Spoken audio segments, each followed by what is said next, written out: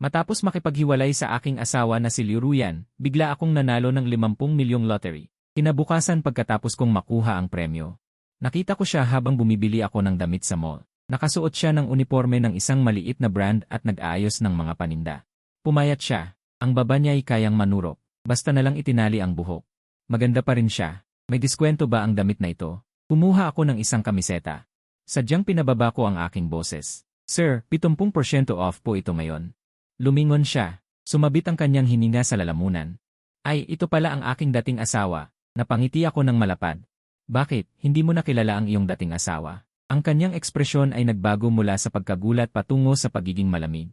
Sa isang segundo lang, anong ginagawa mo dito? Bumibili ng damit. Ipinagpag ko ang kamiseta sa aking kamay. Bakit, ganyan na ang trabaho mo ngayon? Naalala ko, dati sinabi mo na gusto mong maging editor-in-chief ng isang fashion magazine. Ipinikit niya ang kanyang labi at hindi nagsalita. Pinaglaruan niya ang kanyang mga daliri. Alam ko, ito ang paraan niya ng pagpapakita ng galit. Nagbibiro lang ako. Mabilis akong nagpaliwanag. Ang totoo, ako'y nandito para. Ayain kang kumain. Hindi ko kailangan. Nanalo ako sa lottery. Ano nang pakialam ko? 50 milyon. Tumigil ang kanyang kamay. Nagpatuloy siya sa pag-aayos ng mga paninda. Congratulations. Napabuntong hininga ako. Luyan, okay ka lang ba? Okay lang ako. Hindi man lang siya tumingin. Okay lang ako kahit wala ka. Matigas ang ulo. Tinitigan ko ang punit na manggas at kupas na kwelyo ng kanyang uniforme. Nakaramdam ako ng awa. Noong naghiwalay kami, sinabi niya na hindi niya kailangan ang awa ko. Bibilhin ko na ang natitirang damit para matapos ka na sa trabaho. Para makauwi ka ng maaga. Sabi ko, hindi ko kailangan ng iyong awa. Sa wakas, tuminala siya. Pula ang kanyang mga mata. Hiwalay na tayo pero mahal pa rin kita. Nasabi ko. Ako mismo ay nagulat. Lalong lumaki ang mga mata ni Luyan, parang isang nagulat na kuneho. Pagkatapos, tumakbo siya palayo, nang hindi man lang nagpapalit ng damit. Noong hinabol ko siya, nawala na siya sa karamihan ng tao. Nakatayo ako sa gitna ng mall, hawak pa rin ang kakatwang shirt na yon. Pakiramdam ko'y isa akong tanga. Sa gabi, nakahiga ako sa aking bagong biling mansyon, hindi makatulog. Biglang tumulog ang cellphone ko. Isang hindi pamilyar na numero. Hello? Tanging paghinalang ang naririnig ko sa telepono. Liu Ruyan, nag-atubili kong tanong. Ibinaba ang telepono. Agad akong tumawag pabalik, ngunit sinabi nito na ito ay isang pampublikong telepono. Sino kaya ito? Matigas pa rin ang ulo. Kinabukasan, sa unang oras ng umaga. Bumalik ako sa tindahan na yon. Sinabi ng empleyado na nag-leave si Liu Ruyan. Tinanong ko ang address. Tiningnan nila ako ng may pag-aalinlangan at ayaw sabihin. Ipinakita ko ang aking bank card. Kung sino man ang magsabi sa akin ng kanyang address, bibili ako ng damit na nagkakahalaga ng 100,000 piso. Pagkalipas ng 5 minuto, nakuha ko ang address ng isang lumang residential area. Ang tinitirhan ni Liu Ruyan, mas masahol pa kaysa sa inaasahan ko. Ang hallway ay puno ng maliliit na advertisement, ang mga pader ay amag. Ang hangin ay puno ng amoy ng murang instant noodles. Katok ako ng katok sa pinto. Walang sumasagot. Papalayo na sana ako nang marinig ko mula sa loob. Isang malakas na kalabog. Liu Ruyan! Liu Ruyan! Malakas kong kinatok ang pinto. Kung hindi mo bubuksan ang pinto, sisirain ko ito. Wala pa ring reaksyon. Umatras ako ng ilang hakbang at sinipa ang pinto. Nakaupo si Liu Ruyan sa sahig. Maputla ang kanyang mukha at puno ng pawis. Anong nangyari sa'yo? Tumakbo ako at binuhat siya. Masakit, mahina niyang itinuro ang kanyang tiyan. Dito, nang walang pag-aalinlangan, binuhat ko siya at tumakbo palabas. Kasinggaan siya ng isang dahon, nanginginig sa aking mga bisig. Magtiis ka. Pumunta agad tayo sa ospital. Sinabi ng doktor sa emergency room na siya ay may acute appendicitis at kailangan ng operasyon kaagad. Nang pumirma ako, tinanong ng nurse kung ano ang relasyon ko sa pasyente. Asawa niya ako. Sabi ko nang walang pagbabago ng ekspresyon. Naging maayos ang operasyon. Nang mailabas si Liu Ruyan, nasa ilalim pa rin siya ng anesthesia. Ang kanyang maliit na mukha ay maputla at ang kanyang mga pilik mata ay nagbibigay ng anino sa kanyang mukha. Nakaupo ako sa tabi ng kama, nakatitig sa kanya. Dati, mayroon din tayong magagandang araw. Ipinagluluto niya ako ng baon at kinukwentuhan ko siya ng mga anekdota. Paano nga ba naging ganito? Dahan-dahan niyang iminulat ang kanyang mga mata. Nang makita niya ako, halata ang pagkabigla. Bakit ka nandito? Tumawag ka sa akin. Sa ibaba ko. Wala. Meron. Sinabi mong gusto mo ako. Kalokohan. Sinubukan niyang bumangon. Ngunit sumasakit kaya napapangiwi siya. Huwag kang gumalaw. Pinigilan ko siya. Sabi ng doktor, kailangan mong maospital para obserbahan ng 2 araw. Wala akong pera para magpa-ospital. Meron ako. Tumawa ako. Huwag mong kalimutan, mayaman na ako ngayon. Iniwas niya ang kanyang tingin sa akin. Hindi ko kailangan ng tulong mo. Gusto kong tumulong. Lumapit ako sa kanya. Liuyan, mahal mo pa ba ako? Ang hindi pagsagot ay nangangahulugang pagpayag. Umangat ang kanyang ulo at sa wakas ay humarap siya. Komplikado ang kanyang tingin. Hiwalay na tayo. Pwede naman tayong magbalikan. Hindi pwede. Bakit? Ipinikit niya ang kanyang mga mata. Dahil hindi ako karapat-dapat. Anong klaseng kalokohan ito? Magtatanong pa sana ako nang. Pumasok ang nurse para magpalit ng gamot na nakagambala sa amin. Pagkalipas ng 3 araw, inilabas ko si Liuyan mula sa ospital. Sabi ng doktor, kailangan niyang magpahinga. Ang sira niyang inuupahang bahay ay walang kahit sinag ng araw. Paano siya gagaling doon? Sa bahay ko, sabi ko. Ayoko. Mananatili ako doon. Direkta ko siyang ipinasok sa kotse. May sakit ka ngayon, kailangan mong sundin ako. Umangat ang kanyang ulo. Ang sama mo. Salamat sa papuri. Ang bago kong bahay ay nasa tuktok ng gusali sa sentro ng syudad. Mula sa mga bintanang abot sahig, matatanaw ang buong syudad. Halata na nagulat si Liuyan nang pumasok siya, ngunit agad din siyang sumimangot. Hindi nagagalit, mahina niyang binulong. Tama. Tama, hindi nagagalit. Tuwang-tuwa ako. Ano? Nagsisisi ka na hiniwalayan mo ako, no? Manigas ka. Inayos ko ang guest room para sa kanya. Kumuha ako ng katulong para mag-alaga sa kanya. Buong araw si Liuyan ay nagkukubli sa kwarto niya at hindi lumalabas. Lumilitaw ka lang kapag kakain. Para kang squirrel, gustong-gusto mong magtago sa loob ng bahay. May dala akong prutas at kumatok ako sa pinto. Anong pakialam mo? Ako ang may-ari ng bahay. Siyempre may pakialam ako. Sumingit ako at inilapag ang prutas sa harap niya. Kumain ka ng prutas para madagdagan ang bitamina. Tinitigan niya ang prutas ng matagal. Bigla niyang sinabi, bakit ang bait-bait mo sa akin? Kasi tanga ako. Duwag ako. Alam kong wala kang utang na loob pero hindi pa rin kita kayang kalimutan. Kumuha siya ng isang hiwa ng mansanas at kinagat ito ng paunti-unti, parang maingat na kuneho. Matamis ba? Tanong ko. Elnan, bigyan mo ako ng isa. Nag-alangan siya, pumili ng pinakamaliit at iniabot sa akin. Hinawakan ko agad ang pulso niya. Kinagat ko ito habang hawak niya. Namula siya. Hindi direktang halik. Naging formal na. Umiti ako ng malapad. Ang pagiging yandere ni Liuyan. Sumabog ng husto sa 3 araw niya ng paninirahan. Dinala ko ang isang babaeng kliyente sa bahay para pag-usapan ang boses, normal lang na transaksyon sa trabaho. Pagkaalis ng kliyente, nakita ko si Liuyan na nakatayo sa sala, hawak ang cellphone ko. Anong ginagawa mo? Noon ko lang napansin na binubuklat niya ang mga chat log ko sa WeChat. Hoy! Privacy ko ito. Burahin mo. Mabilis na pinindot ng kanyang daliri ang screen. Teka, importanteng kliyente yan. Huli na. Burado na niya lahat ng contact details ni Liz. Liuyan. Medyo nagalit ako. Sumusobra ka na. At pati itong si Cindy. Itong si Cindy. Patuloy niyang binubuklat ang aking address book, isa-isang binubura ang mga babaeng contact. Sinugod ko para agawin ang cellphone, pero maliksi siyang umiwas at tumakbo sa balkonahe para pagbantaan ako. Lumapit ka pa, itatapon ko ito. Nasiraan ka na ba ng ulo? Bago kong iPhone yan. Kung ganun, pangako mong hindi mo dadagdag mga babaeng yan. Trabaho yun. Sinungaling. Burahin mo ang isa, halikan kita. Natigilan siya. Pagkatapos ay namula. Walang hiya. Kung ganun, ibalik mo ang cellphone ko. Nag-alangan siya. Bigla siyang tumingkayad at hinalikan ako ng mabilis sa pisngi. Burahin mo ang 10. Nang gabing iyon, nabawasan ng mahigit 30 ang mga babaeng contact sa aking listahan. Nakuha ko naman ang 3 kaya sulit na rin. Pabalbal na ang pagpaparamdam ni Liuyan. Nag-spray siya ng pabango niya sa mga suit ko. Nilalagyan niya ng litrato niya ang wallet ko, at pati ang desktop ng computer ko pinalitan niya ng litrato niya. Minamarkahan mo ba ang teritoryo mo? Natatawa kong sabi. Sa akin ka naman. Buong tapang niyang sagot. Suko na ako sa ex-wife ko. Kaya magbalikan na tayo. Ayoko. Bakit? Hindi na naman siya nagsalita. Tumalikod at bumalik sa kwarto, padabog na isinara ang pinto. Nakatayo lang ako sa labas ng pinto. Hindi ko maintindihan. Ano ba ang iniisip ng babaeng ito? Sa weekend, may reunion ang mga kaklase ko sa college. Balak ko sanang isama si Liuyan. Ayaw na ayaw niyang sumama. Mga ex mo, ano? Panunuya niya. Wala, mga ordinaryong kaklase lang. Sinungaling. Ikaw kaya ang heartthrob noong college. Nagsiselos ka na naman. Natuwa ako. Huwag kang mag-alala, ikaw lang ang nasa puso ko. Bolero, sabi niya. Pero tinulungan niya pa rin akong pumili ng damit. Nagsuot ng kurbata. Sa kalagitnaan ng reunion, nakatanggap ako ng text mula kay Liuyan. Anong oras ka uwi? Katatapos pa lang, mga alas negatibo 1-0 pa siguro. Reply ko, maya-maya pa. Nag-text ulit siya. Nakainom ka na ba? Hindi pa. 2 baso pa lang. Pagkalipas ng kalahating oras. Nag-ring ang cellphone ko. Si Liuyan. Hello. May babae ba dyan sa tabi mo? Malamig ang boses niya. Wala, Mga tropa ko lang. Narinig kong tumawa ang babae. Servidora yon. Binibigyan kita ng 1-0 minuto para umuwi. Kung hindi, itatapon ko lahat ng mga koleksyon mong figure. Binaba ang telepono.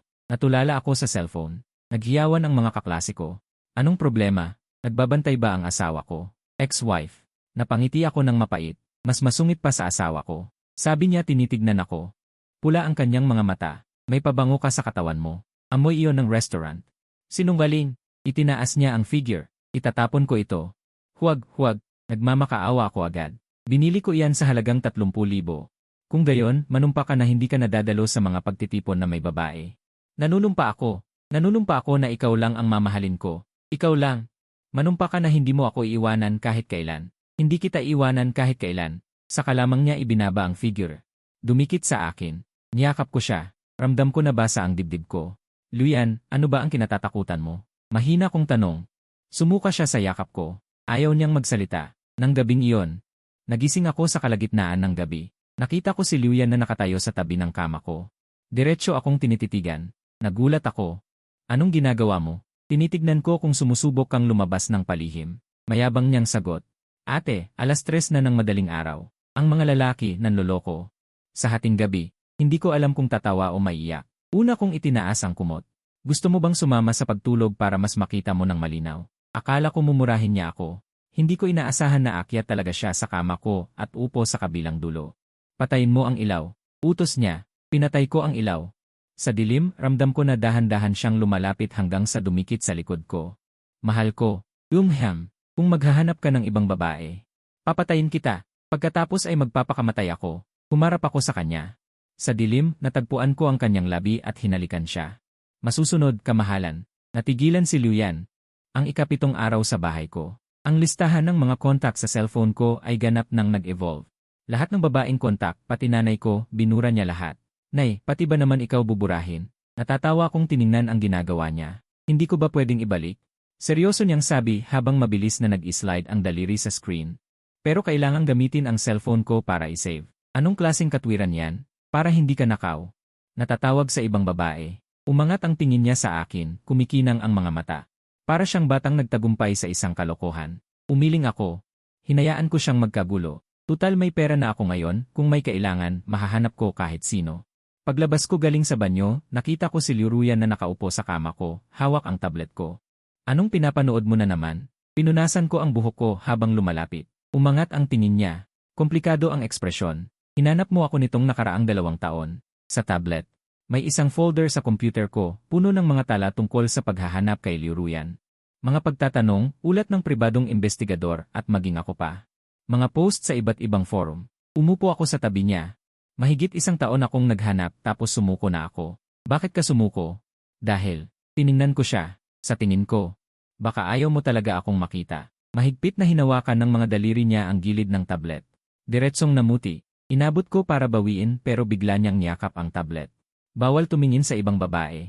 Sabi niya malungkot ang boses. Hindi ako. Bawal ding humanap ng ibang babae na papalit sa akin. Napabuntong hininga ako at hinaplos ang buhok niya. Walang makakapalit sa'yo. Bigla siyang tumingala, pulang-pula ang mga mata. Kung ganon, bakit noong una? Hindi pa niya natatapos ang sinasabi nang tumunog ang cellphone niya. Ang ringtone ay isang lokal na electronic music. Hindi ko pa naririnig. Biglang nagbago ang ekspresyon ni Luyan. Mabilis niyang kinuha ang cellphone. Tiningnan ang screen at binaba agad. Sino yon? Kaswal kong tanong. Nagbebenta. Isinuksok niya ang cellphone sa ilalim ng unan, mabilis at kahina-hinala. Hindi ko na tinanong pero isinapuso ko ang kakaibang bagay na ito. Hindi kailanman nakinig ng electronic music si Luyan. Ang kanyang ringtone ay palaging default. Kinabukasan, nagpanggap akong aalis. Sa totoo lang, nagtago ako sa coffee shop sa tapat ng subdivision. At talaga nga, pagkalipas ng kalahating oras. Nagmamadaling lumabas ng subdivision si Luyan at sumakay sa taxi. Agad ko siyang sinundan. Huminto ang taxi sa harap ng isang psychological clinic. Pumasok si Luyan. Naghintay ako sa labas ng 2 oras. Bago siya lumabas, pula ang kanyang mga mata, parang umiyak. Pagkaalis niya, pumasok ako sa clinic. Magandang araw po. Gusto kong magtanong. Nag-aalangan ako kung paano sisimulan. Nakangiti ang receptionist. May appointment po ba kayo o first time niyo?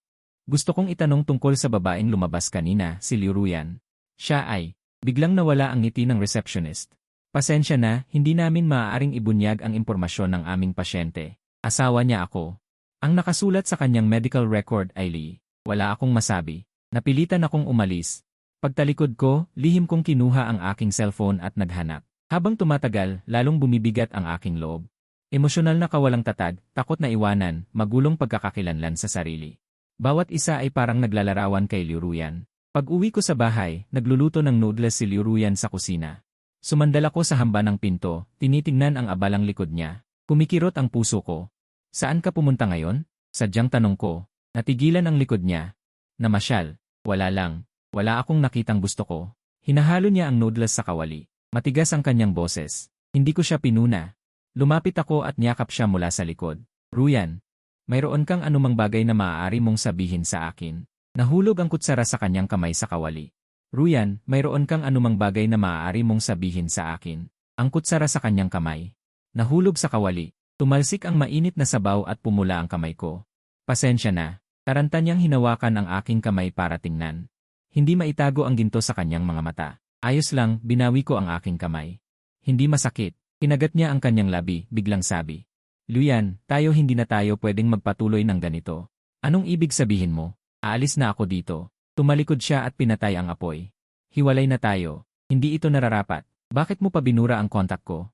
Bakit ka pumupunta sa kwarto ko sa kalagitnaan ng gabi? Bakit? Dahil isa akong walang hiya. Tama na. Bigla siyang sumabog, tumulo ang kanyang mga luha. Hindi ko mapigilan ang sarili ko. Alam kong hindi dapat, pero hindi ko pa rin maiwasang hanapin ka. Naiinis ako sa sarili ko. Bumalik siya sa kwarto at malakas na isinara ang pinto. Tumayo ako sa lugar ko, nakikinig sa kanyang pinipigilang pag-iyak na nagmumula sa ilalim ng pinto. Parang sinaksak ng kutsilyo ang puso ko. Pagkatapos, hindi ako nakatulog, nakaupo sa sofa sa sala. Buong gabi akong nag-isip. Nang magliwanag, gumawa ako ng desisyon. Nang katukin ko ang pinto ng kwarto ni Liuruyan, katatapos lang niyang maghilamos, ang kanyang mga mata ay magana parang peach. Mag-usap tayo, sabi ko. Yumuko siya. Sumama ka sa akin sa sala, parang isang kriminal na naghihintay ng paglilitis. Kahapon, pumunta ako sa psychological clinic. Diretsahan kong sinabi. Bigla siyang nag-angat ng ulo, ang kanyang mukha ay maputla. Bakit hindi mo sinabi sa akin? Tanong ko. Sabihin sa iyo ang ano? Sabihin sa iyo na may sakit ako. Mapait siyang ngumiti. Sabihin sa iyo. Hindi ko makontrol ang sarili kong emosyon. Sabihin sa iyo na para akong baliw na sinusundan ka. Iniimbestigahan ka. Ruyan, alam mo ba kung bakit kita iniwan? Bigla niyang sinabi, dahil hindi ako pwedeng magkaanak. Natigilan ako. Bago tayo ikasal, sinabi ng doktor sa check-up na may problema ako sa matris. Mahirap akong magbuntis. Bumagsak muli ang kanyang mga luha. Ayokong maging pabigat sa'yo. Ikaw lang ang nag-iisang anak sa pamilya niyo, kaya hindi ka nagpaalam. Nanginginig ang boses ko. Sa tingin mo ba, iiwan kita dahil lang doon? Ano ang dapat kong gawin? Umiiyak niyang tanong, araw-araw kitang tinitignan. Umaasa sa mga mata ng bata, tapos paulit-ulit na nadidismaya. Lumapit ako at niyakap siya. Umiyak siya sa bisig ko na parang bata. Siraulong babae. Hinaplos ko ang buhok niya. Kahit walang anak, anong problema? Sapat na ako sa'yo. Pero, walang pero. Inangat ko ang mukha niya. Simula ngayon, haharapin natin to ng magkasama, okay? Ang sakit mo, ang mga problema natin, lulutasin nating lahat. Tinitigan niya ako, hindi mapigilang tumulo ang luha. Hindi ka nandidiri sa akin. Nandidiri. Sabi ko ng pabiro, nandidiri ako sa'yo kasi ang tanga mo. Nandidiri ako sa'yo kasi lahat ng bagay, kinakaya mo mag-isa. Napangiti siya sa gitna ng pagluha. Pinalo niya ako. Seryoso ako. Pinunasan ko ang luha niya. Bukas, sasamahan kitang pumunta sa klinika. Magpatingin tayo sa doktor, okay? Nag-alangan siya sandali. Mahigpit niyang hinawakan ang dulo ng damit ko, parang takot siyang mawala ako. Hinalikan ko ng marahan ang noo niya. Sa isip ko'y nanumpa sa pagkakataong ito. Hinding-hindi ko na siya hahayaang harapin ito ng mag-isa. Kinabukasan, habang papunta sa klinika, kinakabahan si Liuruyan at paulit-ulit na pinipisil ang kamay ko. Masungit ba ang doktor? Tanong ko. Hindi. Mahina niyang sabi, pero natatakot ako na baka hindi kanya magustuhan. Bakit? Kasi, marami akong naikwento sa kanya tungkol sa'yo. Mabuti man o masama. Parehong meron. Ang klinika ay nasa isang tahimik na kalye. Napakaganda ng pagkakaayos. Ang doktor ni Liuruyan ay nagngangalang Chen, isang babaeng mahigit 40 anyos at mabait. Ikaw pala si. Ngumiting bati sa akin si Doktora Chen at nakipagkamay. Ikinagagalak kong makilala ka. Napatawa ako ng awkward. Hindi ko alam kung ano ang naikwento ni Liuruyan tungkol sa akin. Pagkatapos magsimula ang konsultasyon, pinalabas muna ni Doktora Chen si Liuruyan. Kinamusta niya muna ako ng mag-isa. Medyo komplikado ang sitwasyon ni Liu Ruyan. Sabi ni Dr. Chen, borderline personality disorder kasabay ng depresyon. At meron ding malinaw na post-traumatic stress disorder. Tumango ako. Ano ang magagawa ko? Ang pinakamahalaga ay maging matatag. Itinulak ni A. si Chen ang kanyang salamin sa mata. Kailangan niyang maramdaman na siya ay ligtas at tinatanggap, hindi pwedeng pabago-bago. Hindi pwedeng paasa. Naiintindihan ko, hindi ito madali. Seryosong sabi ni A. Chen, ang kanyang emosyon ay parang roller coaster. Baka ngayon ituring kanyang tagapagligtas, bukas naman ay isipin niyang iwan mo siya. Alam ko, huminga ako ng malalim pero mahal ko siya. Ngumiti si A. Chen. Ito mismo ang kailangan niya. Pagkatapos ng konsultasyon, halata na mas nakaluwag si Liu Ruyan. Sa daan pa uwi, kusang hinawakan niya ang kamay ko. Ano ang sinabi sa iyo ni A. Chen? Tanong niya. Sabi niya gumagaling ka na. Pinisil ko ang kamay niya. Sabi rin niya na napakagwapo ko, mayabang. Tumawa siya at hinampas ako. Nang makarating kami sa gate ng subdivision, bigla siyang huminto. Salamat. Salamat at hindi mo ako sinukuan. Tinitigan ko siya sa kanyang seryosong mukha. Ang puso ko ay labis na lumambot. Baliw. Kailan kita sinukuan? Tumayo siya sa kanyang mga daliri at bahagyang hinalikan ako. Ito ang unang halik namin pagkatapos ng aming diborsyo. Pagkatapos ng araw na yon, nagsimulang regular na sumailalim sa psychological therapy si Liu Ruyan. Sinamahan ko rin siya sa ilang family therapy. Nagsiselos pa rin siya at tinitingnan ang aking cellphone. Ngunit hindi na ito masyadong sobra. Minsan tinanong niya ako kung palagi akong ganito. Hindi ka ba mairita? Tanong ko rin sa kanya kung palagi akong ganito kagwapo. Hindi ka ba magsasawa? Hindi. Sa ikatlong linggo ng pagsama kay Liu Ruyan sa klinika, nakipagkita si A. Chen sa amin. Subukang magsulat ng emosyonal na tala-arawan, itala ang pang-araw-araw na pagbabago ng emosyon at mga pangyayaring nagpapalitaw nito. Sumang-ayon si Liu Ruyan sa panlabas, ngunit pag-uwi niya ay itinapon niya ang notebook sa basurahan. Isip bata, ngumuso siya, hindi naman ako elementarya. Pinulot ko ang notebook, pinagpagan ang alikabok. Maglaro tayo ng isang laro. Bawat emosyon na itatala, palitan ng isang halik, okay? Ibinibigay niya ang isa kapalit ng bawat 5 piraso matapos makipagtawaran. Napangiti ako. Nang gabing iyon, nakadukdok si Liu Ruyan sa lamesa. Nagsusulat, nakakunot ang noo na parang kayang pumatay ng lamok. Lumapit ako para tingnan. Agad niya itong tinakpan. Bawal tingnan. CJ. Hindi ako titingin. Itinaas ko ang kamay ko bilang pagsuko. Kapag tapos na, may premyo. Pagkatapos niyang sumulat, iniabot niya sa akin ang notebook, mabilis akong dinampian sa pisngi, tapos tumakbo pabalik sa kwarto at padabog na isinara ang pinto. Binuksan ko ang notebook. Sa unang pahina nakasulat ang Mayo 15. Maaraw. Kaninang umaga, nakangiti si Shaiting sa kanyang cellphone. Nagalit ako.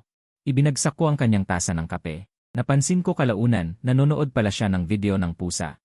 Pasensya na. Ang sulat kamay ay maayos na parang sa isang batang mag-aaral sa elementarya. Mo way. Nagdrawing pa siya ng umiiyak na mukha. Hinaplos ko ang aking pisngi na hinagkan, lumambot ang puso ko.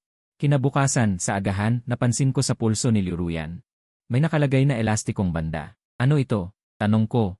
Itinuro ni A. Chen. Pinipitik niya ang elastikong banda. Kapag gusto niyang magalit, pipitikin niya ang kanyang sarili. Sa halip na magbato ng mga bagay, nahabag ako at hinawakan ang kanyang kamay. Huwag masyadong malakas. Anong pakialam mo? Binawi niya ang kamay niya, ngunit palihim na namula ang kanyang tainga. Tanghali, nakatanggap ako ng tawag mula kay Lin Hao, isang kaklase sa kolehiyo. Sabi niya kung may kakayahan akong tumanggi. Sumagot ako nang hindi nag-isip. Nang ibaba ko ang telepono, naalala ko na lalaking kaibigan pala ito. Dapat ligtas. 7:00 ng gabi, tumunog ang doorbell. Pagkabukas ko ng pinto, dumating si Lin Hao na nagwawalis ng pinto. Guro, miss na miss ka na namin. Kasunod niya ang isang hindi pamilyar na babae. Mga 20 taong gulang. Mahaba ang buhok. Ito ang pinsan kong si Xiaoyu.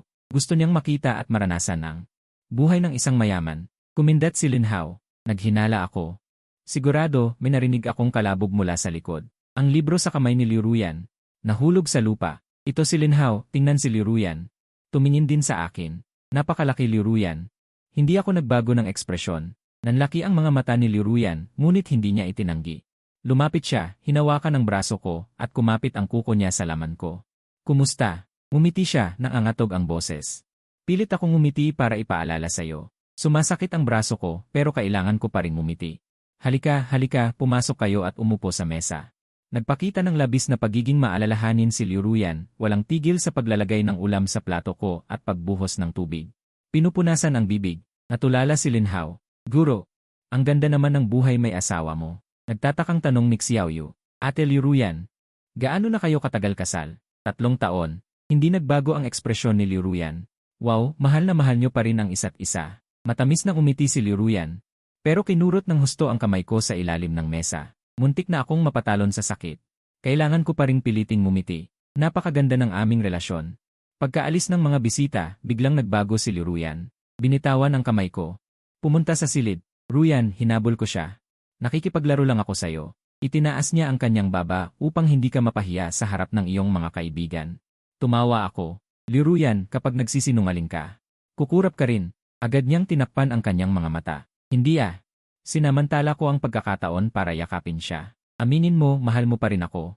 Nagpumiglas siya ng 2 beses, ngunit biglang tumigil. Nawalan ng malay.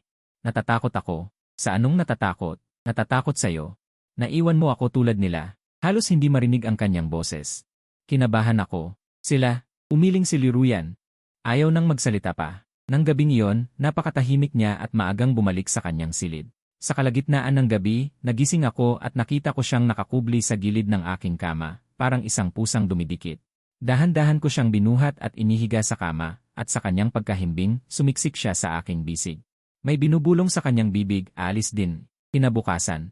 Ang emosyon ni Liruyan ay bumuhos din, tumanggi siyang kumain ng almusal, tumanggi siyang pumunta sa klinika. Kahit na magsulat ng talaarawan ng emosyon, ayaw niya. Walang saysay. Nakayakap siya sa kanyang tuhod. Nakaupo sa bintana, hindi na ako gagaling pa. Lumuhod ako sa harap niya. Bakit mo nasabi yan? Dahil isa akong baliw. Nagpilit siyang umiti ng mapait. Hindi ko makontrol ang aking emosyon, puno ako ng putik. Sino ang magmamahal sa isang baliw? Ako. Hinawakan ko ang kanyang kamay. Mahal kita, ikaw na baliw. Binawi niya ang kanyang kamay. Huwag mo na akong aliwin. Alam kong sa kalaunan, hindi mo rin ako matitiis. Ganoon ang lahat. Akmang kukontrahin ko siya nang tumunog ang aking telepono. Isang kagyat na tawag mula sa kumpanya. May problema sa isang proyekto na kamakailan lang ay pinuhunan. Kailangan kong personal na dumalo. Kailangan kong umalis, sabi ko nang walang magawa. Tumango si Liruyan, blangko ang ekspresyon. Sige, umalis ka na.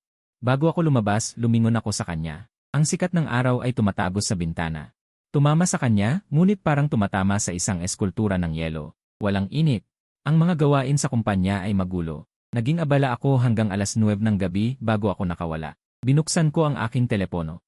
Dose-dosenang mga hindi nasagot na tawag, lahat mula kay Liruyan. Agad akong tumawag pabalik. Ngunit sinabi na nakapatay. Nagmadali akong umuwi. Madilim sa loob ng bahay. Walang tao. Liruyan. Hinanap ko siya sa bawat silid. Sa huli, natagpuan ko siya sa banyo. Nakabaluktot siya sa bathtub sa kanyang pulso. Isang mababaw na hiwa ng dugo. Sa tabi niya ang basag na baso. Biglang bumilis ang tibok ng puso ko. Tumakbo ako upang suriin ang sugat. Mabuti na lang at mababaw lang. Nandito ka na pala. Tumingala siya sa akin, nanlalabo ang mga mata. Akala ko hindi mo na ako gusto. Niyakap ko siya, nanginginig ang boses ko. Hindi kita iiwan kahit kailan. Sumandal siya sa dibdib ko, nabasa tuloy ang aking polo. Pasensya na, nagulo ko na naman. Noong gabing iyon. Sa unang pagkakataon, tunay naming naunawaan ang kanyang nakaraan, si Liruyan noong 10 taong gulang. Namatay ang kanyang ina, muling nag-asawa agad ang kanyang ama, iniwan siya sa kanyang lola para alagaan. Mainitin ang ulo ng kanyang lola, basta't hindi siya sumunod. Sinasabi agad, kapag hindi ka nakinig, hindi na kita kailangan. Sa tuwing nagkakamali ako, kinukulong ako ng lola ko sa labas. Sabi niya, hayaan akong mabuhay ng mag-isa. Mahinang sabi ni Liruyan, lumuhod ako at nagmakaawa sa kanya. Nangakong magiging mabait, pero madalas pa rin niyang ginagawa iyon. Niyakap ko siya ng mahigpit. Parang may bumabara sa dibdib ko. Kalaunan, natutunan ko ang isang bagay, patuloy niya. Basta't ako ang unang umalis, hindi ako iiwan. Kaya ako ang unang umalis. Ngayon ko lang naintindihan kung bakit ganoon na lang siya kabilis umalis noon. Hindi dahil hindi na mahal, kundi dahil takot na iwan. Sira. Hinalikan ko ang tuktok ng kanyang ulo. Hindi kita iiwan kahit kailan. Tinaas niya ang kanyang mukha, may mahinang liwanag sa kanyang mga mata. Talaga? Talaga. Pinunasan ko ang kanyang mga luha. Pero kailangan mong pangako sa akin na hindi mo nasasaktan ang iyong sarili. Tumango siya, tapos umiling. Hindi ko mapigilan. Kung ganoon, kinuha ko ang aking cellphone. Sa susunod na gusto mong saktan ang iyong sarili, tawagan mo ako. Kahit saan ako naroroon. Babalik agad ako para samahan ka. Okay ba? Nag-alangan siya ng kaunti. Inilahad ang kanyang kalingkingan. Promise. Promise. Sinabit ko ang kanyang kalingkingan. Masakit at mahapdi ang puso ko. Kinabukasan. Dinala ko si Liu Ruyan sa klinika. Matapos marinig ni si Chen ang nangyari kagabi, iminungkahi niya na subukan namin ang safety agreement. Kapag nawala ng kontrol si Liu Ruyan, maaaring simulan ang agreement na ito. Iiwanan ko agad ang lahat para samahan siya. Pero kailangan itong magtakda ng limitasyon. Seryosong sabi ni Chen, hindi maaaring tuluyang magdepende. Tumango ako. Paglabas namin, biglang nagtanong si Liu Ruyan. Dr. Chen, gagaling pa ba ako? Ngumiti si Dr. Chen. Hindi, gagaling pa ba? Kundi, gusto mo bang gumaling? Sa daan pa uwi, tahimik si Liu Ruyan. Malapit na sa bahay, bigla niyang sinabi, Shai Tingbi. Gusto kong magtrabaho. Sige, anong gusto mong gawin? Hindi ko alam. Nakayuko niyang pinaglalaruan ang kanyang mga daliri, ayoko lang tumambay buong araw sa bahay. Nagkaroon ako ng ideya. Bakit hindi ka maging assistant ko? Sakto, kulang kami ng tao sa kumpanya. Nanlaki ang kanyang mga mata. Kaya ko ba? Siyempre. Tinapik ko ang aking dibdib. Ako ang boss, ako ang masusunod. Sa wakas, mumiti si Liu Ruyan. Ang kanyang mga mata ay naging hugis gasuklay. Sige, susubukan ko. Noong Sabado, dinala ko si Liu Ruyan para bumili ng damit pang trabaho. Nahihiya siyang magsuot ng isang set ng profesional na kasuotan. Hinihila niya ang palda. Ang weird. Sumipol ako. Miss, pwede bang makuha ang wechat mo? Namumula ang kanyang mukha habang hinahampas ako. Ang classic. Habang nagbabayad, sinabi ng tindera ng may inggit. Ang ganda ng relasyon ninyo. Biglang kumapit si Liu Ruyan sa aking braso at matamis na ngumiti. 3 taon na kaming kasal. Natigilan ako. Agad kong naintindihan, ginagamit niya ang aming mga biruan. Umunlad ah. Marunong ka na ngayong magpatawa. Noong Lunes ng umaga, maagang nagising si Liu Ruyan. Naglagay siya ng light makeup at mukhang masigla. Bago umalis, kinakabahan niyang tanong, mukha ba akong Perpekto. Itinaas ko ang aking hinlalaki. Tara na, Assistant Liu. Nang makita ng mga empleyado ng kumpanya si Liu Ruyan, puno ng pagtataka ang kanilang mga mata. Ipinakilala ko siya ng buong pagmamalaki.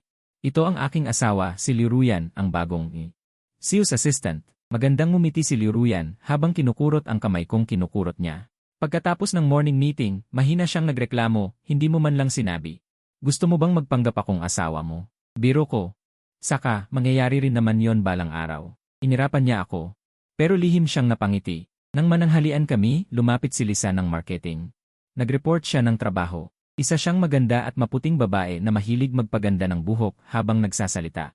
Napansin kong humihigpit ang hawak ni Liu Ruyan sa kanyang chopsticks. Pagkaalis ni Lisa, binitawan ni Liu Ruyan ang kanyang chopsticks. Gusto ka niya. Sino? Si Lisa. Hindi ako makapaniwala. May boyfriend yon. Hindi totoo. Iba ang tingin niya sa'yo. Lumapit ako sa kanya. Nagulat siya. Hindi ah. Iniwas niya ang kanyang tingin. Nagpapaalala lang ako na. Basta nagpapaalala lang ako bilang assistant mo na hindi maganda ang office romance. Napangiti ako. Masusunod, Assistant Liu. Hapon na. Nakakagulat ang galing ni Liu Ruyan. Hindi lang niya inayos ang lahat ng dokumento. Natuklasan din niya ang pagkakamaling pinabayaan ko sa finance. May mali sa numerong ito. Itinuro niya ang report. Kulang ng 30,000. Pinagmasdan kong mabuti. May mali na. Pinatawag ang financial director at umamin ng tanungin. Ginagamit niya ang pera ng kumpanya. Liu Ruyan, napakagaling mo. Sincere kong papuri. Liks na talino sa negosyo. Kumikinang ang kanyang mga mata. Talaga? Naman. Sinamantala ko ang pagkakataon na halikan siya. Gantimpala. Namumula siyang tumulak. Hindi maganda ang office romance. Pauwi na kami. Sobrang saya ni Liu Ruyan. Ang daldal niya. Bigla. Siya ay tumigil at nalungkot. Hindi ako nagkaroon ng emotional breakdown ngayon. Nagulat ako pagkatapos ay naintindihan ko. Hindi siya nawalan ng kontrol sa buong araw. Ang bilis ng pag-unlad, Assistant Liu, itinaas ko ang aking hinlalaki. Pilit siyang ngumiti. Dahil kapag abala, walang oras para mag-isip ng kung ano-ano. Sa gabi, kusang isinulat ni Liu Ruyan ang kanyang emotional diary. Mayo 20, unang araw sa trabaho. Kinakabahan pero masaya rin. Ayaw ko kay Lisa. Pero maganda ang ipinakita ko. Nalaman kong may silbi pa rin ako. Hindi masama ang pakiramdam. Binasa ko ang diary na ito. Napansin kong 1 linggo na pala siyang nagsusulat. Kahit maikli, araw-araw siyang gumagaling. Bago matulog, biglang sinabi ni Liu Ruyan na hindi siya makatulog. Sa tingin ko, subukan mo kaya na huwag uminom ng gamot? Kumunot ang noo ko.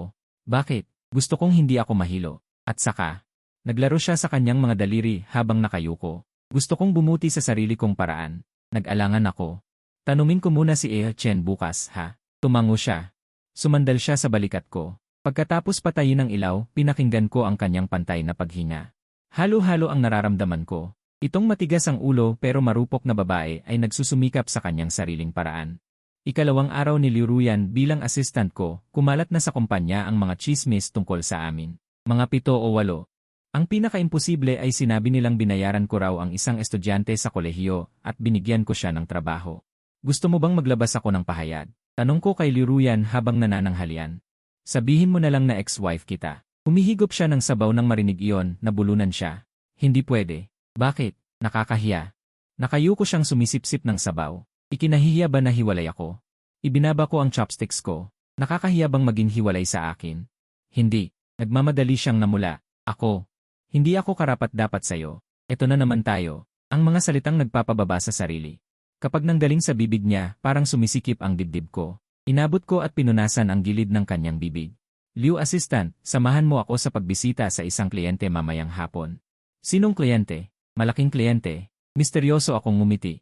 Magbihis ka ng maganda. 3:00 ng hapon. Nakasuot si Liu Ruyan ng light blue na damit. Nagpakita siya sa silid ng pagpupulong, ang kanyang buhok ay bihira kong hatiin at may maselang makeup. Sumipol ako sa kanya, namula siya at sinamaan ako ng tingin. Bumukas ang pinto ng silid ng pagpupulong, pumasok ang nanay ko. Magandang hapon po. Agad na itinago ni Liu Ruyan ang kanyang mga luha sa kanyang mga mata. Ang kanyang boses ay kasing hina ng bulong ng lamok. Tiningnan siya ng nanay ko mula ulo hanggang paa. Seryoso ang kanyang ekspresyon, nabalitaan kong nagkabalikan na kayo. Naini. Nagmadali akong magpaliwanag, hindi pa. Tinatanong ko si Liu Ruyan.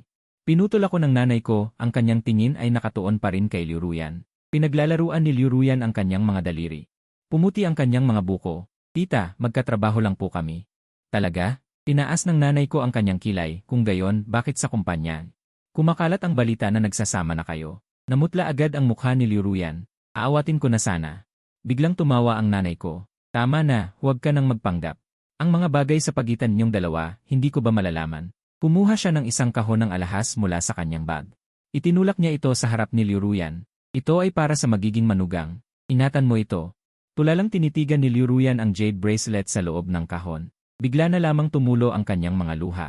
Tita, hindi ko po ito matatanggap. Bakit? Dahil huminga ng malalim si Liu Ruyan. Hindi po ako maaaring magkaanak. Tumahimik ang silid ng pagpupulong.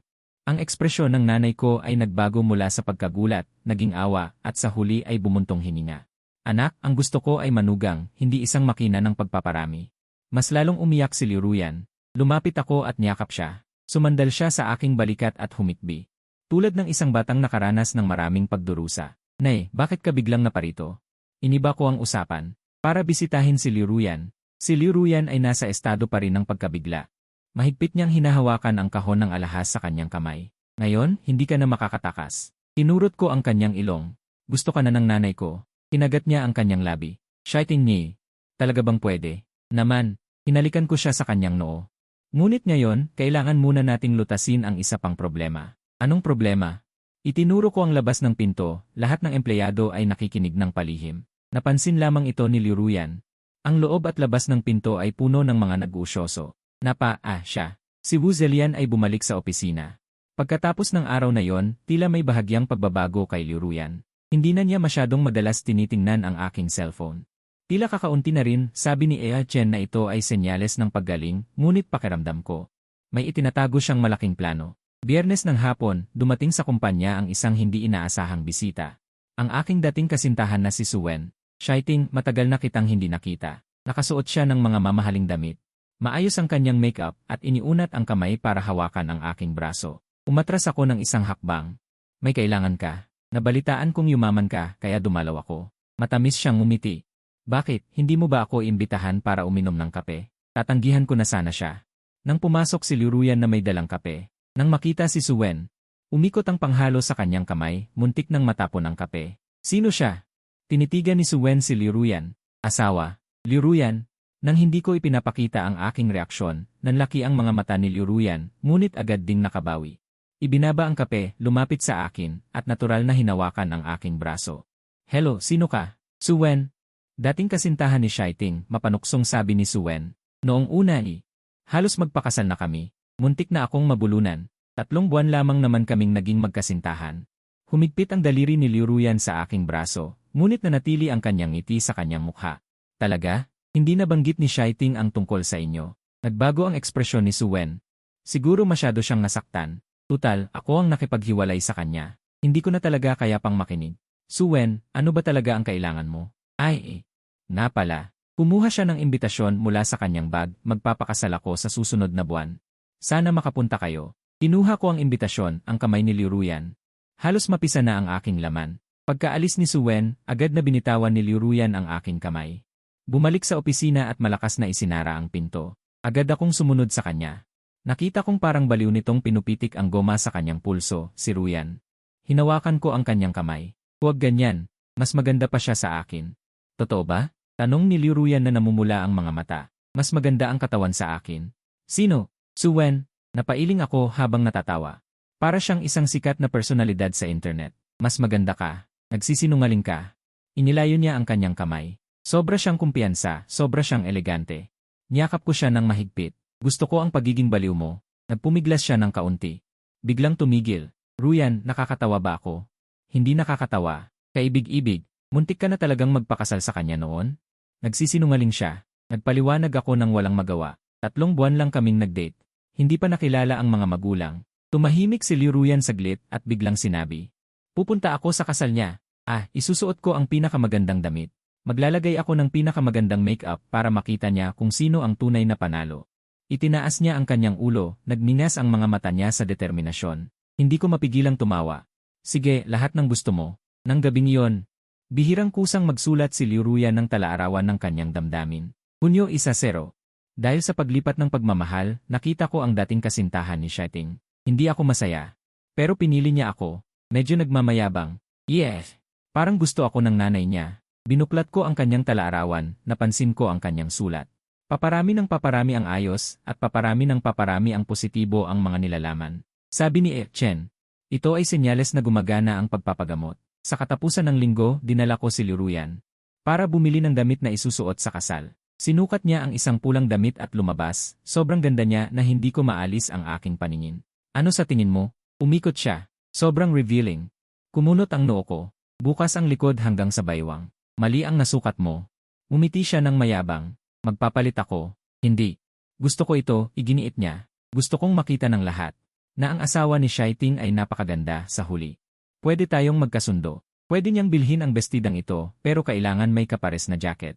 1 linggo bago ang kasal, biglang tanong sa akin ni Liuruyan, gusto ba nating talagang magbalikan? Halos maibuga ko ang iniinom kong tubig. Anong sabi mo? Kunwari lang tayong magbalikan. Nakayuko siyang naglalaro ng kanyang mga daliri. Nang pupunta na kami sa kasal, ibinaba ko ang baso ng tubig at seryoso siyang tiningnan. Liuruyan, maingat kong itinaas ang aking buhok, nagpapakita ng aking manipis na leeg. Nakasuot ako ng kapares na dark blue na suit, nakatayo sa tabi niya, pakiramdam ko'y isa akong bodyguard. Kinakabahan ka ba? Tanong ko sa kanya bago kami pumasok. Huminga siya ng malalim. Medyo, tandaan mo, asawa mo ako. Hinawakan ko ang kanyang kamay. Sa lahat, ikaw ang pinakamaganda. Ngumiti siya. Kumikinang ang mga mata. Bolero, sa mismong kasalan. Halata ang pagkagulat ni Suen nang makita niya kami. Lumapit siya. Peking-ngiting sinabi, hindi ko akalain, dumating talaga kayo. Maligayang pagdating sa bagong kasal. Formal kong sinabi, sabay akbay sa baywang ni Liuruyan.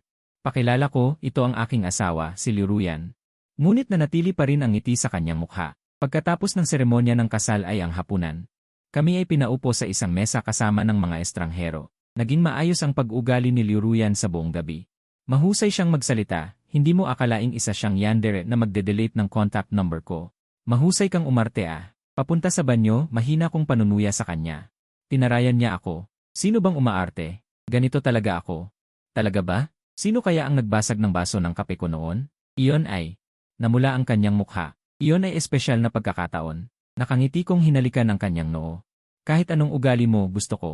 Pagbalik mula sa banyo, nakita ko si Liuruyan na nakatayo sa ilalim ng ilaw ng kalsada. Nakatayo si Suen sa harap niya at may sinasabi.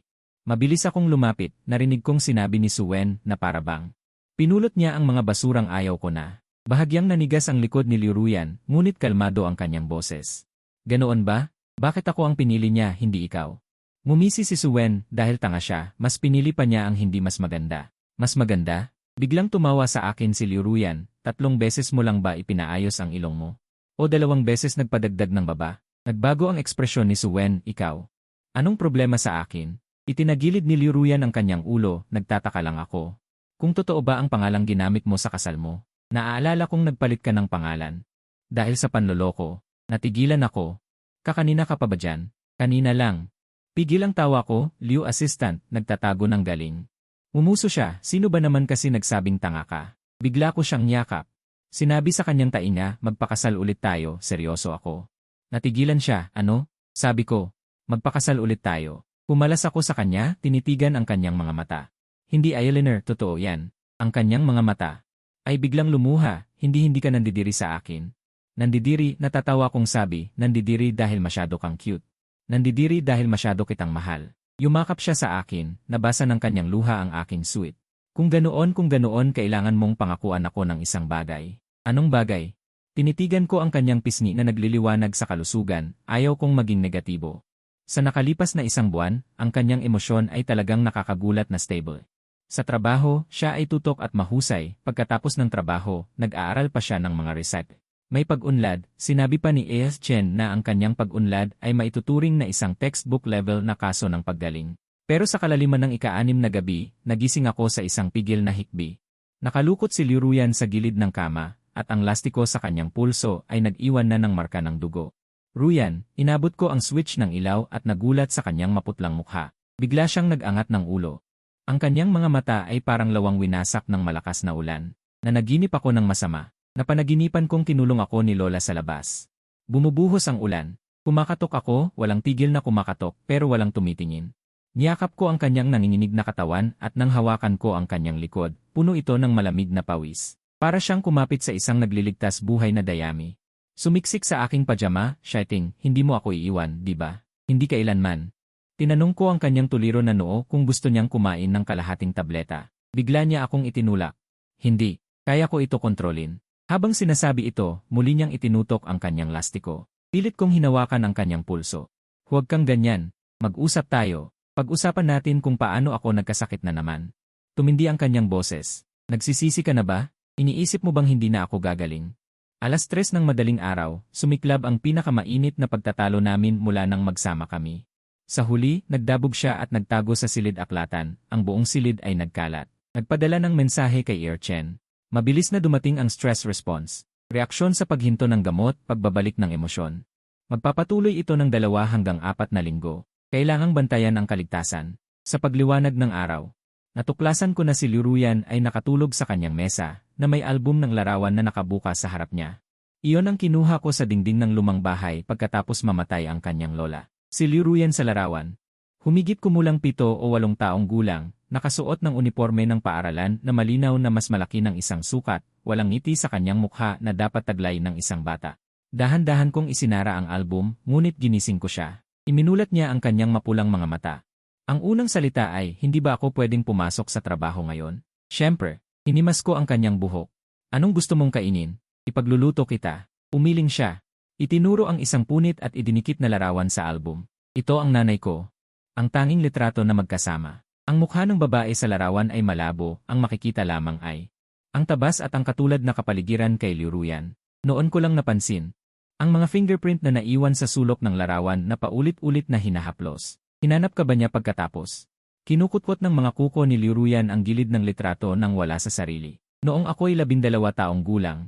Minsan siyang dumalaw, may kasamang lalaki, at sinabing isasama niya ako sa lungsod. Pilit siyang umiti, ang kondisyon ay tawagin kong Papa ang lalaki. Sumikip ang dibdib ko. Pumayag ang lola mo. Pinalaya sila ng lola na may hawak na walis.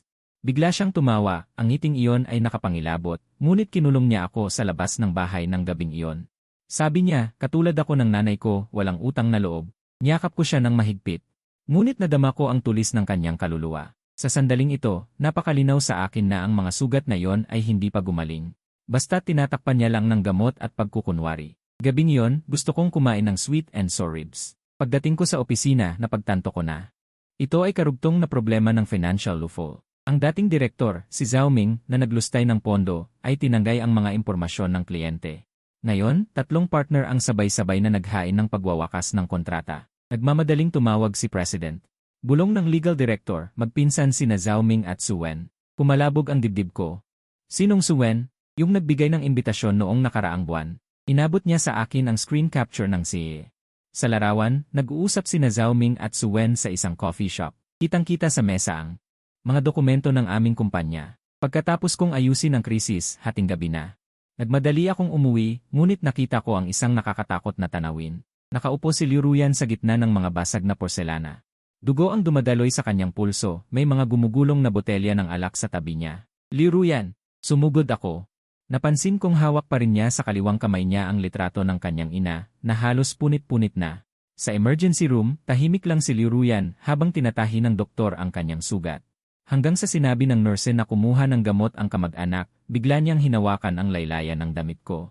Huwag kang umalis, babalik ako agad. Mahigpit kong hinawakan ang kanyang malamig na mga daliri. Hindi nagtagal, nakabalik ako matapos kunin ang gamot. Naririnig ko siyang kausap ang doktor sa kabilang pintuan. Hindi ito pagpapakamatay. Gusto ko lang subukan kung masakit pa. Yung mga akala ko'y nakalipas na, 1 taon na pala, ay patuloy pa ring sumusunod sa akin. Yung mga pinipigil ko, habang pauwi, biglang nagsalita si Liuruyan. Nakita ko ang NIA footage. Anong TIE? Yung sa computer mo. Nakatingin siya sa labas ng bintana ng sasakyan. Sina Suen at Xiaoming. Magkamukha sila, hindi ba? Humigpit ang hawak ko sa manibela. Sinuri mo ang computer ko. Naririnig ko lang na humihina ang boses mo, gusto kong tulungan kang ayusin ang mga dokumento. Umilaw ang pulang ilaw. Lumingon ako sa kanya. Ruyan, ang tiwala ay dapat maging magkatapat. May sakit siya, parang nanghihina. May tumutulo ng kaunting pula sa gasa. Alam kong nairita ka sa akin. Nairita ka sa pagdududa ko. Hindi ako nagdududa. Kung gayon, bakit mo pinuntahan si Ace Chen? Nakita ko. Sabi mo nagiging emosyonal ako. Sabi mo hindi ko alam kung kailan.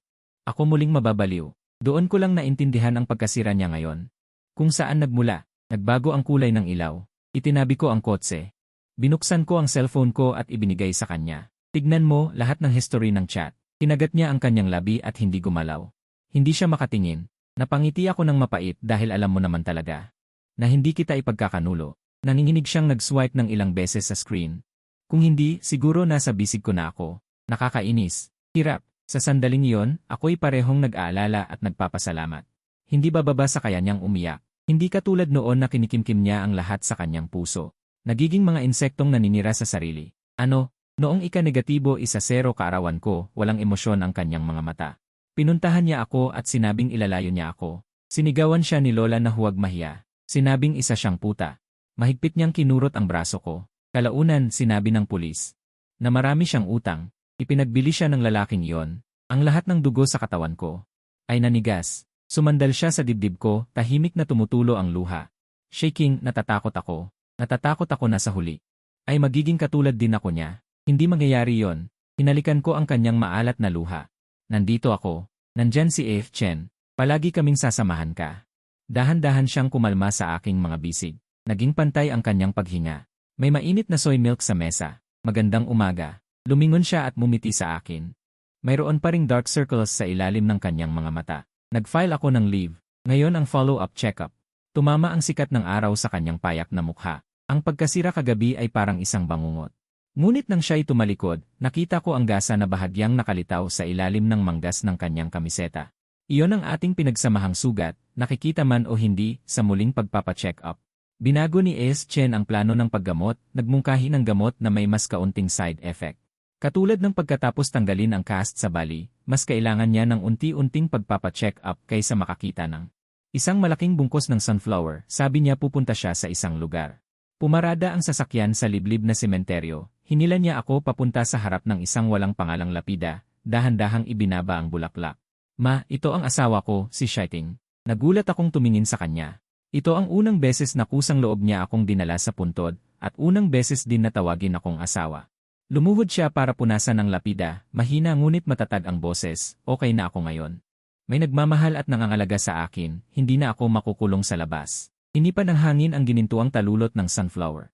May ilang nahulog sa dulo ng kanyang buhok, bigla kong naalala ang sinabi niya sa kanyang diary, pakiramdam ko may silbi pa ako. Biglang nanubig ang aking mga mata, parang matagal nang naninigarilyo, nagsulat ako ng emosyonal na diary. Hulyo 12, malakas na ulan pagkatapos luminaw, dinala ko si Shiting para bisitahin si Mama, masakit ang sugat. Pero gumaan ang loob ko. Sabi ni Ace Chen, dahan-dahan lang, sabi ni Shiting, bibigyan niya ako ng panahon. Yes, ang ganda ng sunflower, gusto ko itong itanim sa balkonahe bukas. Kasama ko ang diary, pinagmamasdan ko siyang mahimbing na natutulog, sa ilalim ng liwanag ng buwan, ang benda sa kanyang pulso. Nakakasilaw ang puti, pero bahagyang nakataas ang kanyang mga labi, bisperas ng kaarawan ng aking ama. Sinubukan ni Liruyan ang 7 damit sa walk-in closet, ngunit wala siyang nagustuhan. Sumandal ako sa hamba ng pinto, pinanood siyang isa-isang ihagis ang mga damit sa kama. Parang isang balisang pusa, balisan niyang hinihila ang linya ng baywang ng damit. Maganda. Lumapit ako para ayusin ang kwelyo niya, pero kung patuloy kang magpapalit, baka nakapajama na lang tayo sa party. Bigla niyang hinawakan ang kamay ko, talaga bang hindi ka naiilang na hindi ako pwedeng magkaanak? Doon ko lang naintindihan kung saan nanggagaling ang kanyang pagkabalisa, inaliw ko na lang siya. Ang singsing na brilyante sa kanyang palasingsingan na kakasuot ko lang kahapon, sinadya ko siyang biruin. Naiilang ako, kaya kailangan mong punan ito ng ibang mga katangian. Biglang namutla ang kanyang mukha. Agad ko siyang niyakap, nagbibiro lang ako, sabi ni Papa, basta masaya ako. Parang alaga ko na lang na pusa ang apo ko. Sinasabayan niya ako sa dibdib. Pero namumula ang kanyang mga mata. May gusto akong sabihin, parang pintong nagbubukas at nagsasara. Bigla akong inikot ni Liruyan at napasandal sa pagitan ng mga pakana, nakaupo sa aking hita. Magkadikit ang aming mga ilong. Ngayon ano? Ngayon gusto kita. Kinagat niya ang aking ibabang labi, at nakabukas na ang 2 buttons ng aking polo. Hirap kong hinawakan ang kanyang kamay na gumugulo. Maaga akong gigising bukas. Sino ang nagsabing takutin kita? Ang kanyang paghihiganti ay sa labi na hinalikan ko. Ito ay marka. Para malaman ng lahat na si Lingkao ay may nagmamay-ari na. Sa huli, nakasuot kami ng pajama at kumain ng hating gabi. Si Liruyan ay sumusubo. Sinundot ang tubig na may pulot. Biglang sinabi na paginipan ko si nanay. Sikat na pilantropo. Nagdududa ka? Hindi mo alam? Dumudulas ang kanyang daliri sa aking likod. Pero sinabi ng lola bago mamatay, pinatay ng isang importanteng tao si nanay. Hinawakan ko ang kanyang malamig na kamay. Gusto mo bang tikman? Umiling siya, tapos tumango. Sa huli, sumandal sa aking balikat. Hintayin na lang natin bukas, kaarawan ng ama. Sa hardin ng lumang bahay, si Liruyan ay nakasuot ng napiling tiyampag na Cheongsam. Kinakabahan na halos sumayaw siya. Pinisil ko ang kanyang palad. Hindi nangangain ng tao ang tatay ko. Pero kakainin kita. Hinawakan niya ako. Maya-maya, yung Miss Lin na yun. Kung lokohin niya ang mga netizens, ako ay ano? Napatingin sa kanya ang kanyang ama na sumasalubong sa mga bisita sa may pintuan. Nakasuot ng saktong suit, kulay abong pilak, walang bahid ng pagkakamali. Nang tumingin siya kay Liruyan, biglang lumambot ang kanyang ekspresyon. Nandito na si Xiao King. Tinurot ni Liruyan ang aking braso. Pero ang kanyang boses ay magalang. Maligayang kaarawan po, tito. Tito pa rin ang tawag niya. Kumuha ang aking ama ng sobrang pula mula sa kanyang bulsa. Dapat palitan mo na ang tawag mo. Suot ni Liruyan. Bumulong ako sa kanyang tainga. Regalo ito ng tatay para sa iyong pagdating. Noong pumasok si nanay, nagkaroon din siya nito. Nang inig siya nang tanggapin ito, tumulo ang kanyang luha sa sobrang pula. Tinapik siya ng aking ama sa balikat. Kalimutan na ang nakaraan. Simula ngayon, isa na tayong pamilya. Tanong ko kay Liruyan na may naglalahong boses. Nabanggit sa diary ni nanay ang relo na ito. Hindi pa ako nakakapag-react. Si Lin Shan ay marahan ng lumapit, sumusubok ng lakad. Matagal na rin. Ang kanyang pabango ay napakatapang na makakahikayat ng mga bubuyog at paru-paro. Nang akmang ilalagay niya ang kanyang kuko sa aking braso, biglang sumingit si Liruyan. Kumapit sa akin. Asawa ko, hinahanap ka ni Papa. Natigilan si Lin Shan. Asawa. Nagpakasal ulit pero hindi pa inaanunsyo. Sumang-ayon ako at inakbayan si Liruyan. Ramdam ko ang paninigas ng kanyang mga kalamnan na parang hinihila ng husto ang isang busog. Lumingon si Lin Shicheng, tumigil ang kanyang tingin sa mukha ni Liruyan sandali, at biglang sumimangot. Ito ba ay asawa? Lin, ang pangalan ba ng iyong ina ay Linya? Ang baso ng alak sa kamay ni Liruyan ay bumagsak sa sahig na may kalansing. Yumuko ako upang pulutin ito.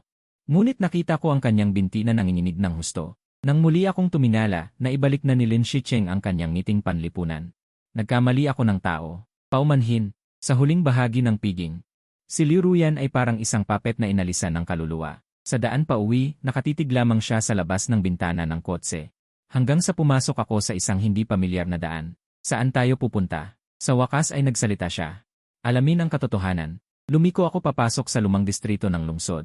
Nariyan pa ba ang lumang bahay ng iyong ina? Ang lumang bahay na naiwan ng lola ni Liruyan ay nakatago sa gilid ng demolition area. Nakaranas ng maraming pagbabago at naging isa sa kapaligiran.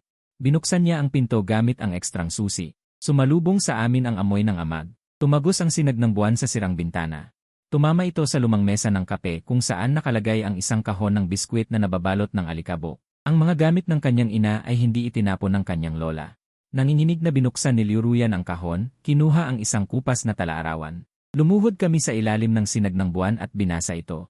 Ang nakasulat noong Abril 3, 1978 ay nagpalamig sa aming dugo. Sinabi ni Lin Shicheng na kailangan niyang ipalaglag ang kanyang anak. Ibinigay niya sa kanya ang isang tseke na nagkakahalaga ng 100,000. Nawalan siya ng pag-asa. Balang araw, magkakaroon din ng malas na araw ang aking asawa. Nang buklatin ni Liuruyan ang susunod na pahina, nahulog ang isang lumang litrato. Silin niya noong kanyang kabataan. Nakatayo sa harap ng construction site. Sa tabi nito ay nakasulat ang Pansamantalang Ari-Arian. Sa likod ng litrato ay nakasulat sa lapis, malabo na ang ebidensya. Kaya ang aking ina noon. Namamaos ang aking lalamunan. Pinatay ni Lin Shicheng. Ang boses ni Liuruyan ay nakakatakot na kalmado. At gusto pa rin niya akong ipamigay sa kanyang anak. Pagka-uwi, nanahimik si Liuruyan. Hanggang sa magising ako sa hating gabi at matuklasan. Wala siya sa silid tulugan. Bukas ang ilaw sa library. Nakaharap siya sa computer. Baliw na naghahanap ng pansamantalang kinakalkulang datos. Nakakalat ang mga printout sa paanan niya, hindi man lang siya umaangat ng tingin. Nagsimula ang pansamantala noong nakaraang buwan, ayon sa sinabi tungkol sa aksidente. Agad akong natauhan. Ang mga impormasyon ng kliyente na dinala ni Zhao Ming, lahat ay napunta sa pansamantalang hawak na kumpanyang walang laman. Nahulog mula sa kanya ang isang chart ng istruktura ng pagbabahagi. Ang bulgar na salita ay matalik na kaibigan ni Lin Shan. Isa itong pakana. Sumikip ang dibdib ko. Hindi nakapagtataka na ang ama ko ay kamakailan. Laging nakakatanggap ng mga misteryosong tawag. Hindi nakapagtataka na biglang nagpakita ng kabaitan ang pansamantala sa aking pamilya. Biglang isinara ni Liuruyan ang computer. Yumakap sa akin. Shouting, natatakot ako. Dito ko lang napagtanto na nanginginig siya. Nang haplosin ko ang kanyang likod, nakaramdam ako ng malamig at basa. Basa ng pawis ang buong pajama niya. Noong malapit nang mamatay ang kanyang noo, para sa iyong ina. At para sa aksidente, itinaas niya ang kanyang mukha, may nagliliyab sa kanyang mga mata. Naapoy na hindi ko pa nakita. Gusto kong ipahiya siya. Kinabukasan, sa pulong ng kumpanya kasama ang pulisya. Walang alam ang mga ehekutibo tungkol sa pagpasok ng pansamantala. Pagkatapos ng pulong, hininto ni Liuruyan ang pangkalahatang legal na tagapayo. Tingnan ang tungkol sa pagkuha ng pansamantala sa lot sa kanlurang bahagi ng lungsod 3 taon na ang nakalipas. Ulat ng pagtatasa. Naguguluhan ang pangkalahatang legal na tagapayo. Anong kinalaman nito? Ang antas ng tubig sa ilalim ng lupa ng lupaing iyon ay lampas sa pamantayan, ngunit ginawa ang pandaraya sa ulat ng pagtatasa. Naglabas ng impormasyon tungkol sa hydrology si Liuruyan. Kung ilalantad, hindi lamang haharap ang pansamantala sa napakalaking multa. Paano mo nalaman? Ang ina ko ang tagapamahala ng kumpanya ng pagtatasa. Mahina niyang sinabi. Nabasa ko sa talaarawan ang tungkol sa pilitang paggawa ng peking talaan. Magdamag naming inayos ang ebidensya. Ngunit nakatanggap ng tawag mula kay Is Chen habang naghahanda kaming mag-ulat. Liuruyan, bakit kailangang itigil ang gamot? Nakita ko si Liuruyan sa pag-aaral na tumatanggi. 18 oras na siyang tuloy-tuloy na nagtatrabaho. Puno ng dugo ang mga mata, ngunit walang pagod. Pakiramdam niya ay maayos siya. Ang pasyenteng may borderline personality disorder ay biglang tumigil sa pag-inom ng gamot na naging sanhi ng pag-atake. Mahigpit na sinabi ni Si Chen, dalhin mo siya agad sa klinika. Nang pilit na ipinapahinga si Liuruyan. Sa screen ng computer, umaakyat siya sa kama. Nagpupumiglas siyang umiwas. Bigyan mo pa ako ng 2 oras. Matutulog ako pagkatapos gumising. Inalo ko siya. Hindi makakataka si Lin Shicheng. Sa wakas, ipinikit niya ang kanyang mga mata, ngunit walang tigil siyang nagmura sa kanyang panaginip. Marahan kong tinapik ang kanyang likod, para akong umaalo ng isang batang natakot, 3:00 ng madaling araw. Bigla siyang nagising, naririnig mo ba? Ang nanay ko Hindi ba ang tanga? Bakit mo nasabi yan? Magpapatiwa ka lang isang basura na katulad niya. Nagkulot siya na parang bola. Hindi siya karapat-dapat. Hindi ko alam kung ano ang isasagot. Mahigpit ko lamang siyang yakap. Tumama ang sinag ng buwan sa litrato sa ibabaw ng mesa sa gilid ng kama. Ang batang silin niya. Ang kanyang ngiti ay payapa. At ang umiiyak na babae sa aking mga bisig ngayon, nakita ko ang kanyang mga mata. Ang kanyang tingin ay nakakatakot na malinaw. Gusto kong makita siyang lumuhod at magmakaawa. Hinawakan ko ang kanyang nanginginig na kamay. Sasamahan kita. Nang sumikat ang liwanag ng umaga sa pamamagitan ng kurtina, si Liuruyan ay nakadapa sa gilid. Nagsusulat ng emosyonal na talaarawan. Tahimik akong lumapit sa huling pangungusap, Hulyo 20, bumuhos ang malakas na ulan. Inay, ako naman ang magtatanggol sa iyo ngayon. Sa harap ng punong tanggapan ng Linshi Group. Ang mga kuko ni Liuruyan ay mariing kumapit sa aking braso. Ang relong iyon ang bitak at ang nakasulat sa talaarawan ng kanyang ina ay parehong-pareho. Pinigilan ko ang kanyang nanginginig na kamay. Tumingin ako sa pulso ni Lin Shicheng. Ang Patek Philippe na bahagyang nakikita. Nagniningning sa malamig na liwanag sa ilalim ng araw. Parang mga luha sa huling sandali ng buhay ni Linya. Nawawala maligayang pagdating. Si Lin Shicheng ay ngumingiti ng may paggalang. Ang kanyang tingin ay tumama sa mukha ni Liu Ruyan. Ito ang aking asawa. Humakbang ako ng kalahating hakbang para harangan si Liu Ruyan. Tungkol sa kooperasyon sa lot ng Chengxi. Gusto kong pag-usapan ng harapan. Sa labas ng floor-to-ceiling na bintana ng conference room, ang buong lungsod ay lumulutang sa ilalim ng aming mga paa. Nang personal na nagtitimpla ng tsaa si Lin Shicheng, biglang nagsalita si Liu Ruyan, kilala ba ni President Lin si Linya?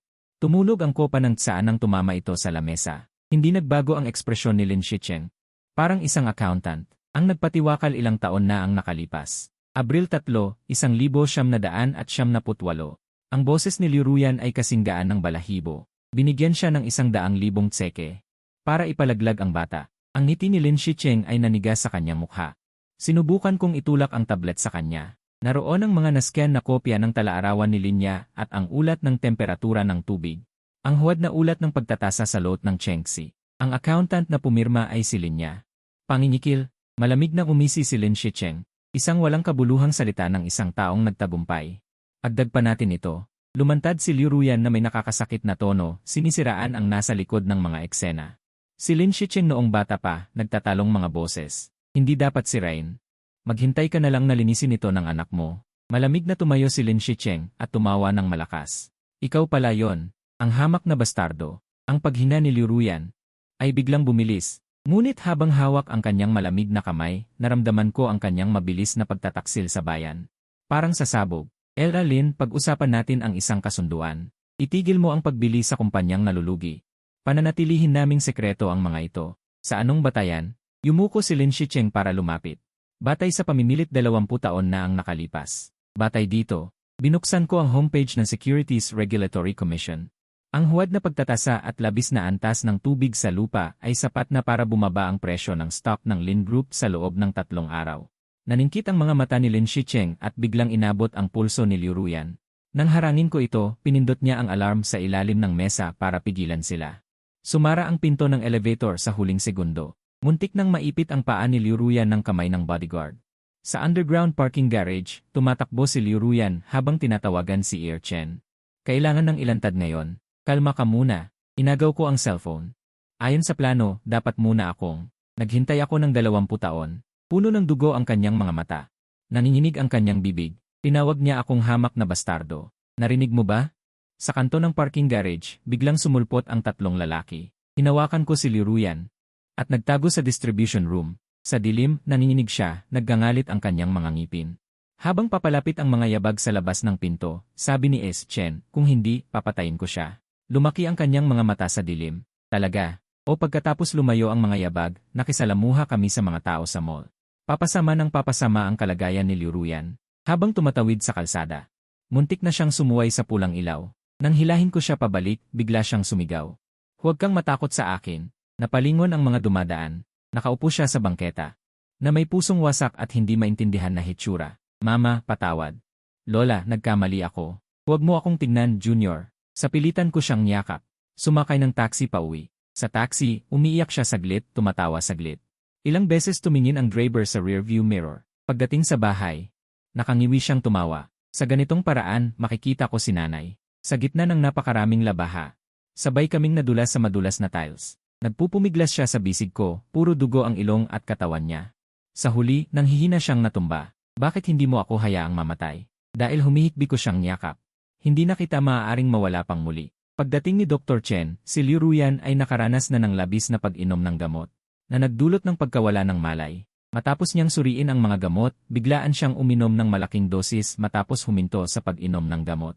Dagdag pa ang emosyonal na pagpukaw, malubhang nagulo ang nervous system. Hindi pa siya mamamatay pansamantala. Bumuntong hininga si Dr. Chen. Ngunit kailangan siyang maospital para sa pagmamasid. Bukod pa rito, inabot niya sa akin ang isang business card. Ito ay isang espesyalista sa IDC. Kailangan ni Liu Ruyan ng pamatagalang paggamot.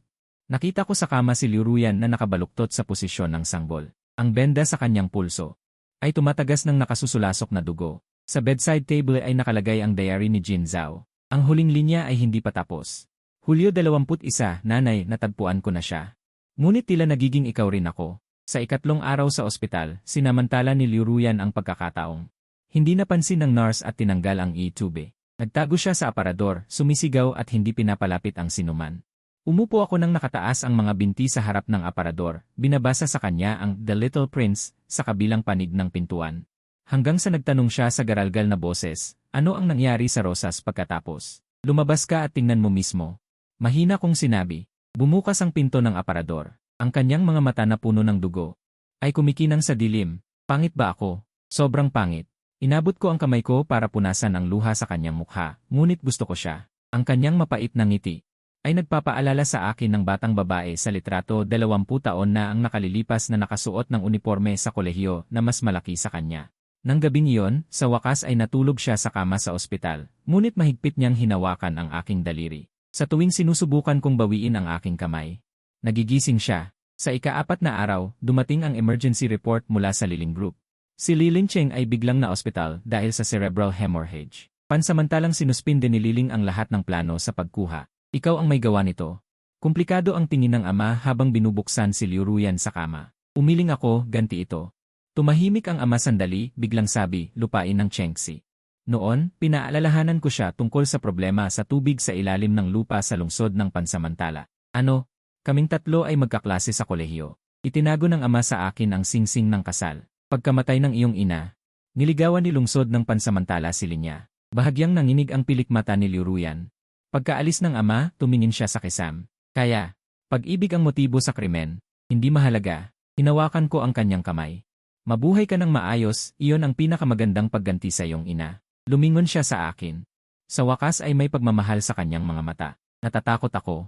Sa anong kinatatakutan mo? Na maging katulad siya ng ina mo. Nang hina siya. Natatakot. Pumatak ang kanyang luha sa kanyang gilid ng buhok. Natatakot na sa huli. Hindi mo na ako gugustuhin. Yumuko ako at hinalikan ang kanyang nanginginig na talukap ng mata. Kung gayon, matakot ka. Basta't palagi akong narito. Bumuhos ang ulan sa labas ng bintana. Isang sinag ng araw. Pababa sa sunflower sa bedside table. Mahinang sabi ni Liu Ruyan, gusto kong subukan ulit. Ano? Pagpapagaling. Hinawakan niya ang benda sa kanyang pulso. At si Emay, sa araw ng kanyang paglabas. Nakita ni Liu Ruyan sa parking lot ang balita sa pananalapi. Ang pansamantalang grupo ay iniimbestigahan dahil sa maling pagtatasa. Tinitigan niya ito at biglang kinuha ang kanyang cellphone. Binura ang lahat ng backup ng ebidensya. Hindi ka na maghihiganti? Tanong ko. Hindi ito ang gusto ng nanay. Tumingala siya sa salamin ng pansamantalang gusali. Ang gusto niya ay mabuhay ako ng maayos. Sa kotse. Matagal nang hindi sumulat si Liu Ruyan ng diary ng emosyon. Habang nakatigil sa pulang ilaw. Sinilip ko ang nilalaman. Hulyo 25, pakiusap. Ika-4 na araw sa ospital. Ang boses ni Shaiting na nagbabasa ng ang munting prinsip ay napakapangit. Na-stroke si lungsod ng pansamantala. Binura ko ang ebidensya. Nanay, gaano kaya kaliit ang pagkakataong ito?